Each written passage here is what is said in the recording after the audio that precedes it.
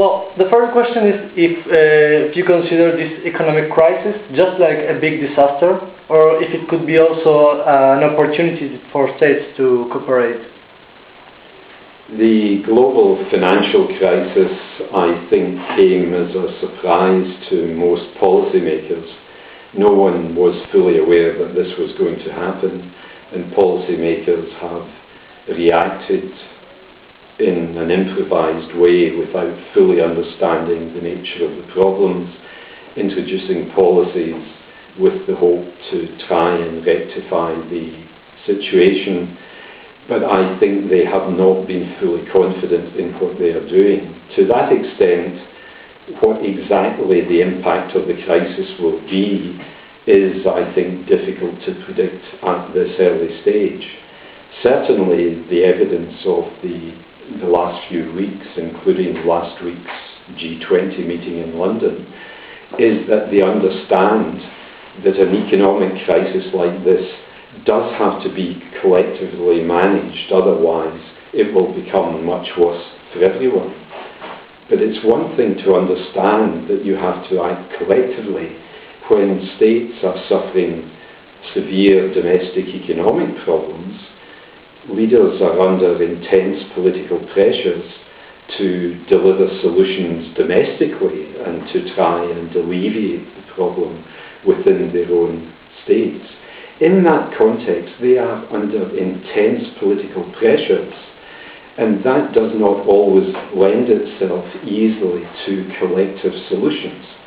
So I think there is a clear understanding that when the global economic system last experienced a crisis of this intensity back in the 1930s, that was mismanaged. I think there is an understanding of how better to do it now. But the politics of that remains extremely difficult, and we do not know yet whether they will be able to deliver a collective solution of that kind. Okay. And do you think that some key challenges, global challenges like environment and climate change, could function as issues that facilitate cooperation among states, or they will keep on being challenges without a solution? When you look at some of these global challenges, and especially the major environmental problems, and particularly the issue of climate change, and you look at that simply objectively, logically, you think all states have an equal interest in a solution to that problem, because if it is not addressed in a satisfactory way, there will be immense problems for every state around the world. Having said that, of course, international politics has been confronted with collective problems all of the way through. You could say issues like nuclear proliferation, disarmament, are all collective problems.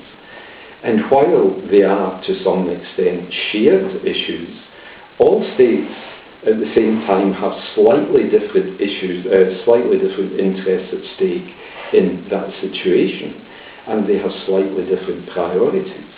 In the case of climate change, that continues to be true, and so while there is a compelling set of reasons why they should act collectively to address this, the way the problem will manifest itself will be slightly different for different states.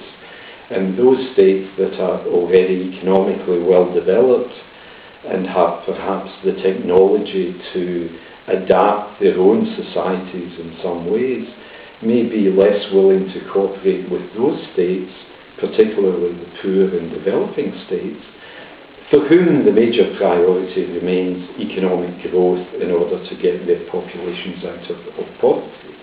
And these do not necessarily come together on a common programme of action, and so that remains a very fundamental problem.